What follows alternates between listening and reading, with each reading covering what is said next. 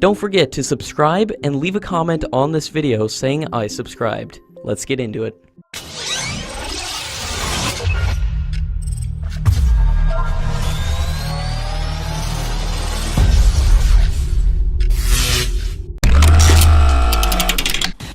An Indian Air Force official has said that the Air Force sees the S-400 system as an answer to its shrinking strength of fighter jets.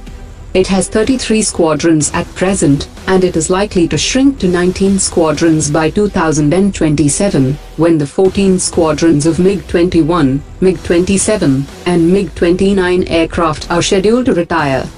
The last batch of 18 Su-30 fighter jets are rolling off the production lines of Hindustan Aeronautics, and the only acquisition that is visible in the short term are the 36 Rafale fighter jets from France, and the delivery will be completed by 2021. This makes the deployment of the S-400 an absolute necessity for the Indian Air Force, as it will free up the multi-role fighter jets to do other tasks like air-to-ground missions, instead of being tied up in the air superiority role. The deputy director of the Russian Center for Analysis of Strategies and Technologies has said that against the backdrop of India's hesitation about the FGFA project, Russia should offer the Su-35 fighter jet to Pakistan, or the Chinese or Turkish companies will take over the market in the next 5 years. He also added that for the sake of India, Russia has declined profitable contracts with Pakistan in the past, but now Russia should follow its own interests of commercial profit. The director of the Center for Strategic Studies has said that the orders from India and China have saved the Russian military-industrial complex, but American, French and Israeli companies are now operating in the Indian market, and India has been strengthening cooperation with other countries, and so Russia should not limit its opportunities. According to media reports, the Indian security analysts were surprised when the Defense Acquisition Council cleared the procurement of NASAMS-2 from the US, even as local indigenous solutions were easily available, and there was no recommendation of this system from the armed forces.